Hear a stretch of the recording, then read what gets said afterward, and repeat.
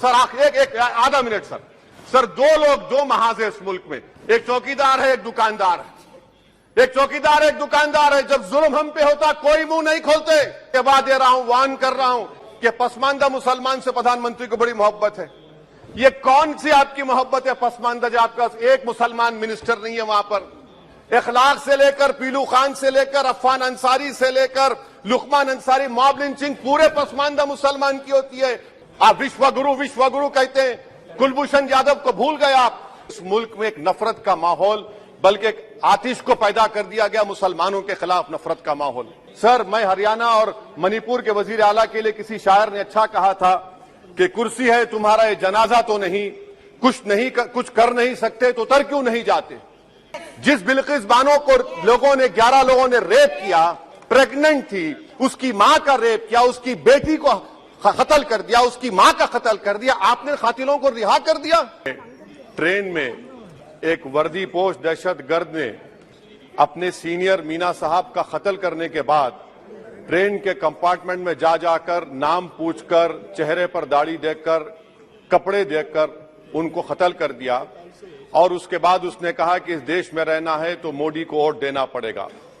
Sir, इसलिए चीन पर बोलिए, चीन को उखाड़ कर फेंकिए। दिया अगर इनको मालूम हो जाए कि क्विट इंडिया का नारा एक मुसलमान ने दिया था तो वो भी नहीं बोलेंगे। वो जो गौ रक्षक है, जिसका नाम मोनू है, वो आपके लिए मोनू डार्लिंग बन गया है, उसको कहिए क्विट इंडिया। ओवैसी प्लीज। शुक्रिया चेयरमैन साहब, आपने मुझे बोलने का मौका दिया। मैं इस तहरीक अदम एतमाद की तायद में खड़ा हूं जिसको टीआरएस पार्टी और हमारी पार्टी ने दिया, जिसको स्पीकर साहब ने कबूल किया। सर, मैं 11 पॉइंट आपके सामने रखूंगा जो मैं बताने की कोशिश करूंगा कि क्यों हम इस तहरीक अदम एतमाद की तायद में और मोदी हुकूमत की मुखालिफत में खड़े हैं। सर, हालिया दिनों में हमारे मुल्क में ट्रेन में एक वर्दीपोश दहशतगर्द ने अपने सीनियर मीना साहब का कत्ल करने के बाद ट्रेन के कंपार्टमेंट में जाकर नाम पूछकर, चेहरे पर दाढ़ी देखकर, कपड़े देखकर उनको कत्ल कर दिया। और उसके बाद उसने कहा कि इस देश में रहना है तो मोदी को वोट देना पड़ेगा। मैं हुकूमत से जानना चाहूंगा कि क्या ये अक्सरियती तबके की एक्सट्रीमिज्म और रेडिकलाइजेशन की बेहतरीन मिसाल नहीं है, और अगर है तो फिर हुकूमत इस पर क्या करेगी। सर, हमारे आइन में, संविधान में लिबर्टी ऑफ कॉन्शियस को लिखा गया, तमहीद में, यानी जमीर की आजादी का जिक्र किया गया है। मैं हुकूमत से और खास तौर से वजीर आजम से जानना चाहता हूं कि कहां गया इस हुकूमत का जमीर, कॉन्शियस जिसको अंग्रेजी में कहते हैं, जब नूह में 750 इमारतों को बगैर ड्यू प्रोसेस फॉलो किए उनके इमारतों को मुनज़्ज़म कर दिया गया, और इसलिए कि वो मुसलमान थे, पूरे के पूरे इलीगल थे। इसीलिए पंजाब की हाईकोर्ट, हरियाणा की हाईकोर्ट ने कहा कि ये एथनिक क्लेंसिंग है। इसकी एक बेहतरीन मिसाल है उस हुकूमत की। तीसरी है कि इस मुल्क में एक नफरत का माहौल, बल्कि एक आतिश को पैदा कर दिया गया, मुसलमानों के खिलाफ नफरत का माहौल। ये 9 साल का इनका ये कारनामा है। तीसरा सर, मणिपुर के ताल्लुक से कल बड़ा लंबा जवाब वजीर दाखिला ने दिया। सर, आसाम राइफल के ऊपर केस बुक हो जाता है, FIR हो जाता है। क्या हो रहा है वहां पर? कहां गया आपका कॉन्शियस, कहां गया आपका जमीर, जब वहां की महिलाओं की अस्मत रेजी की जा रही है। और आप मुख्यमंत्री को नहीं हटाना चाहते इसलिए क्योंकि वो कोऑपरेट कर रहा है। सर, मैं हरियाणा और मणिपुर के वजीर आला के लिए किसी शायर ने अच्छा कहा था कि कुर्सी है तुम्हारा ये जनाजा तो नहीं, कुछ कर नहीं सकते तो उतर क्यों नहीं जाते। आखिर कहां गया, उन ताबूतों में खो गया कि आपका कॉन्शियस, आपका जमीर, जहां पर 50,000 लोग बेघर हो गए, यानी 6 लाख हथियारों को लूटा जा रहा है। आखिर कौन सा आप इंचार्ज वहां पर हैं। सर, 4था पॉइंट, हिजाब को एक मसला बना दिया गया और मुस्लिम बच्चों को तालीम से महरूम कर दिया गया। क्या ये आपका लिबर्टी ऑफ कॉन्शियस है? कहां गया आपका जमीर। सर, अभी आपने फाइनेंस मिनिस्टर साहबा ने कहा, यहां पर DMK के मोहतरमा कनीमोजी ने महाभारत का द्रौपदी का जिक्र किया। मैं ये पूछना चाहता हूं, बिल्किस बानो इस देश की बेटी है या नहीं? जिस बिल्किस बानो को 11 लोगों ने रेप किया, प्रेग्नेंट थी, उसकी मां का रेप किया, उसकी बेटी को कत्ल कर दिया, उसकी मां का कत्ल कर दिया, आपने कातिलों को रिहा कर दिया।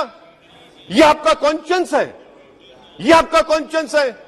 आप तो मेजोरिटेरियन पॉलिटिक्स को फरोग दे रहे हैं। सर, चौथा, आज चाइना के ऊपर कोई नहीं बोलते हैं। प्रधानमंत्री मोदी ने उस वक्त 2013 में जब प्रधानमंत्री नहीं थे कहा था कि समस्या बॉर्डर पर नहीं दिल्ली में है। अगर हम अपनी जमीन पर हैं तो डिसएंगेजमेंट क्यों कर रहे हैं? क्या आज चीन हमारी जमीन पर नहीं बैठा है? क्या आज चीन से आप बातचीत कर रहे हैं? आप डिसएंगेजमेंट कर दिए। बताइए डी एस्केलेशन, डी इंडक्शन कब होगा? मैं आपके जरिए से हुकूमत को बता रहा हूं कि अगर प्रधानमंत्री ने अहमदाबाद में शी जिनपिंग को बुलाकर झूला झुलाया था, क्या हुआ? क्या नतीजा निकला उसका? चेन्नई दिखाया, क्या नतीजा निकला? सर इसलिए चीन पर बोलिए, चीन को उखाड़ कर फेंकिए। सर और एक पॉइंट जिस पर मैं मुखालिफ तायीद में खड़ा हूं, हाई इन्फ्लेशन है इस मुल्क में, हाई अनएम्प्लॉयमेंट है, स्टैग्नेटिंग कंजम्पशन है। इसकी वजह से महिलाओं में हाई एनीमिया लीड कर रहा है। ये हुकूमत इसकी जिम्मेदार है। सर कुलभूषण जाधव कहां है? पाकिस्तान में बैठा है। आप क्यों नहीं लेके आते? आप विश्वगुरु कहते हैं, कुलभूषण जाधव को भूल गए आप। कतर में 8 नेवी ऑफिसर 1 साल से जेल में हैं, आप नहीं ला सके उनको।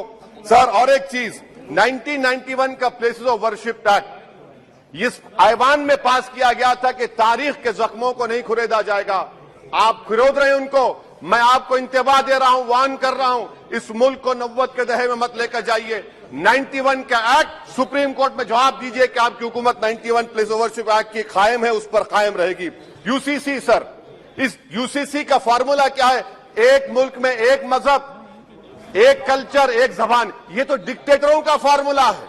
भारत एक गुलदस्ता है, भारत एक मोजाइक है। यहाँ पर बेशुमार जबानें, बेशुमार मज़ाहिब बोले जाते हैं और हिंदू अनडिवाइडेड फैमिली में sir I am concluding 8 crore 75 Hindu खानदानों को 3,800 करोड़ डिडक्शन मिला।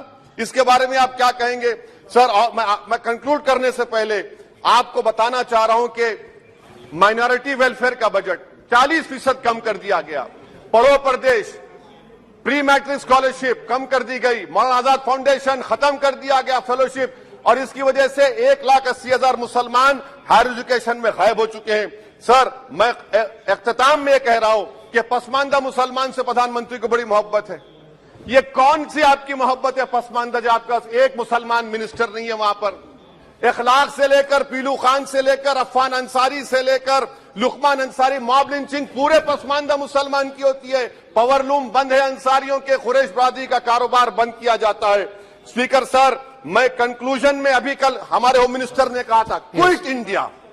अगर इनको मालूम हो जाए कि क्विट इंडिया का नारा एक मुसलमान ने दिया था तो वो भी नहीं बोलेंगे। वो नहीं मालूम था उनको। उसका मैं कंक्लूड कर रहा हूं, उसका नाम यूसुफ मेहर अली था। सर यूसुफ मेहर अली ने क्विट इंडिया का नारा बनाया, जिसको महात्मा गांधी ने सारे देश में एक पैगाम किया। मैं कंक्लूड कर रहा हूं सर, इस देश में अगर आज क्विट इंडिया करना है तो कहना पड़ेगा चाइना क्विट इंडिया। जो गौ रक्षक है, जिसका नाम मोनू है, वो आपके लिए मोनू डार्लिंग बन गया है, उसको कहिए क्विट इंडिया। सर जो लोग तुष्टीकरण की राजनीति आप कर रहे हैं, आप हिंदू अक्सरियती लोगों में हथियार बांट रहे हैं, ये आप देश के लिए खतरा पैदा कर रहे हैं। Sir I am concluding. इसीलिए हम आपसे अपील कर रहे हैं कि हुकूमत से कह रहे हैं कि आप जो सियासत कर रहे हैं इससे नुकसान देश को होगा। प्रधानमंत्री जब खड़े होकर जवाब देंगे, हम उनसे पूछना चाह रहे हैं, पॉइंटेड क्वेश्चन है, क्या देश बड़ा है या हिंदुत्व गोलवालकर की आइडियोलॉजी बड़ी है? मैं इस तहरीक अदम एतमाद की तायीद में खड़ा हूं और हुकूमत की मुखालिफत में। सर एक आधा मिनट सर, दो लोग, दो महाज है इस मुल्क में, एक चौकीदार है, एक दुकानदार है। एक चौकीदार एक दुकानदार है। जब जुल्म हम पे होता कोई मुंह नहीं खोलते। यूएपीए का कानून अमित शाह ने लाया, इन दुकानदारों ने तायीद की। आज उस यूएपीए का कानून में 83 साल का बुढ़ा सिपर खत्म करो, सिपर नहीं होने के से मर गया। आखिर कब तक दुकानदार और चौकीदार हमारी लाशों पर सियासत? सर हम कंक्लूडिंग, कब तक सियासत करेंगे? अगर आप जुल्म के खिलाफ आवाज नहीं उठाएंगे तो आपकी दुकानदारी नहीं चलेगी, चौकीदार को धन्यवाद तीसरा महाज करेगा। शुक्रिया सर।